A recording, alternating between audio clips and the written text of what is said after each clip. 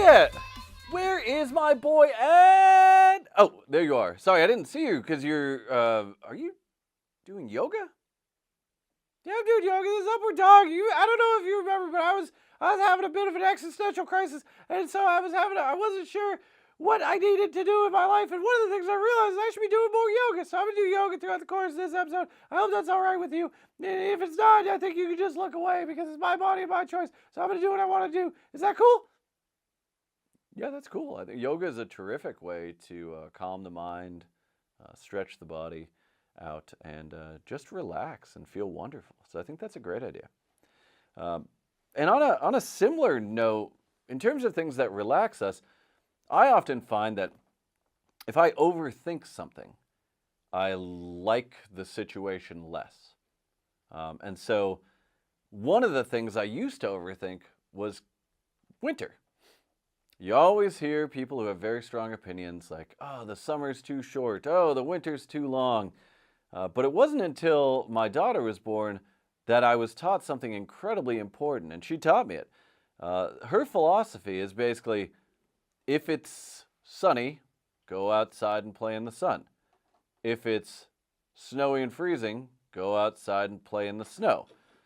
And so, no matter what, you just go and enjoy the thing that's happening. If it's pouring rain, go outside and splash in the rain. And because of that, I've spent many years now joyfully going outside for the entirety of winter. And so a book like this one, The Snowflake, is another good reminder that joy can be found anywhere that you are taking the time to look for it. The Snowflake.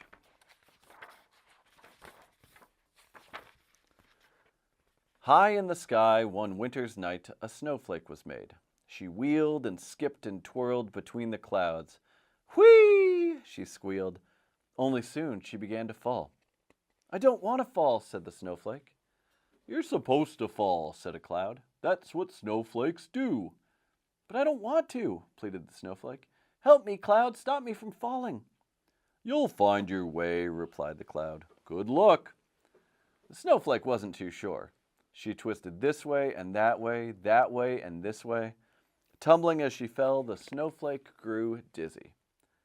Far away in a town nestled between the hills, a little girl named Noelle and her grandpa, Pappy, were walking home. Noelle's breath puffed into the cold, crisp air. I wonder if it will snow tonight, she thought. The snowflake fell over tree-dotted hillsides. She drifted over valleys and streams. She hoped she would soon stop falling when she came across a place that looked promising. But every time the snowflake thought she was about to land, the wind whisked her onwards. There was nothing she could do. The snowflake passed many windows that glowed through the evening light. In one window sat a tree strung with lights, and on top a bright star shimmered. For a moment, the snowflake forgot all about falling. Oh, to be the star on that glistening little tree, she thought. Noelle saw that window too. The tree was decorated in every color, and on top its star shone brightly. They passed many more windows with trees in them, each one different, each one beautiful. Then, not far from home, Noelle found a branch beside the path.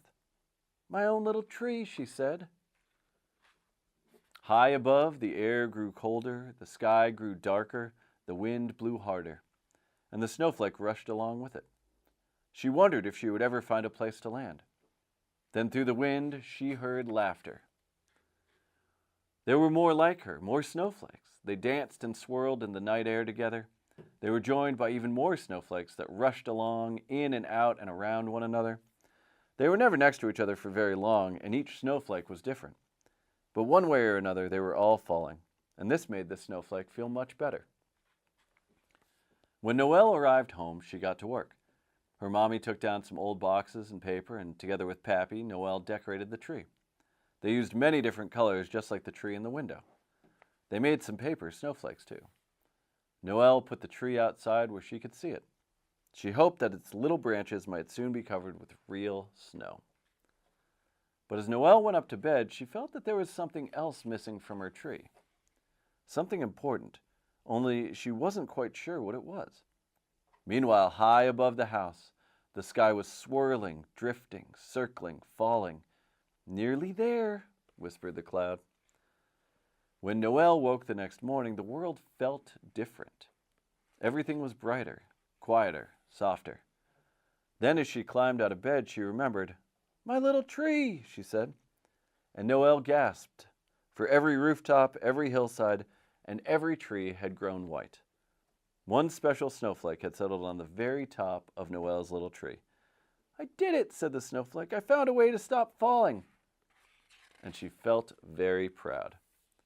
As Noelle danced into the morning light, the snowflake caught the sun brightly and shone like a star.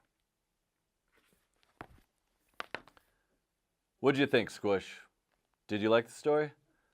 Yeah, of course I like the story. What a happy ending that the snowflake ends up on top of Noelle's tree. She must have been so excited, but I'll tell you this, it's something more important that I have to point out about this story. This story is basically like, it's like yoga if it was a story, because it's like you gotta clear your mind, and you gotta just accept what's happening, and you have to be able to move through things like you're a snowflake flying on the breeze, and yeah, you can make friends with clouds, but that doesn't really happen when I'm practicing yoga. But it could, and that'd be amazing if I was just friends with clouds all of a sudden. That would be amazing. And I think you make a good point. Right? The ability to accept a circumstance that we are no longer able to control is the only option that makes sense. Thank you, Squish. Terrific insight. Now, did you ask some questions for this episode? You know it, buddy. I sure did. And we're just going to jump right into it because I think you're really going to like the answers. Okay, well, what do you think snowflakes sound like? And it goes so fast underground and import everywhere. Oh my golly, you told me the snowflakes explode. I was imagining that they sounded like this. Well, no, it's what I really think. It's what I really think. Thanks. Okay, what's something that you're afraid of? Volcanoes. Wait, hold on. You're afraid of volcanoes? Why are you afraid of volcanoes? Because they explode. I mean, that's fair, but lots of things can explode. But have you ever fallen into a volcano? No. Oh, good. That would be terrible. You know what I'm afraid of? I'm afraid of the idea that someday I would spill so much food onto my shirt, onto my tuxedo, that then all the other animals in the world would come over and try to eat my tuxedo. Does that seem like a thing I should be afraid of? Should I be afraid of it? No. Okay. I'm no longer afraid of it. Hey, thank you. Well, I really did like the answers. Those are terrific answers. Thanks so much for sharing. Oh, wait. You're really going through all the poses, aren't you? You're doing downward dog right now, aren't you? Yeah, but it's kind of hard to talk when I'm a downward dog, so I'm just going to go ahead and say, everybody have a wonderful day. Thanks so much for watching the show. While that is normally my line, who am I to argue with Squish? Have a wonderful day, everybody.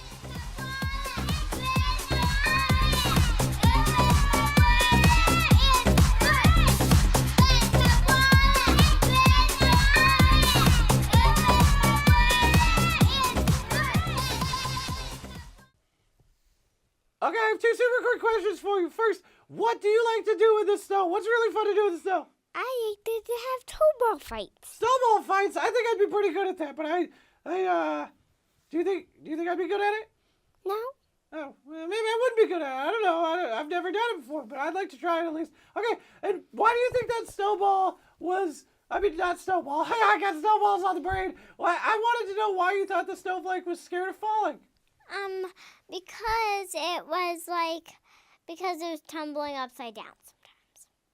I mean, that's deep. That's metaphorically very deep, but it's also literally very true. If I was tumbling upside down, I'd be like, ah, ah, ah, ah. Do you want to yell with me? Ah, ah, ah.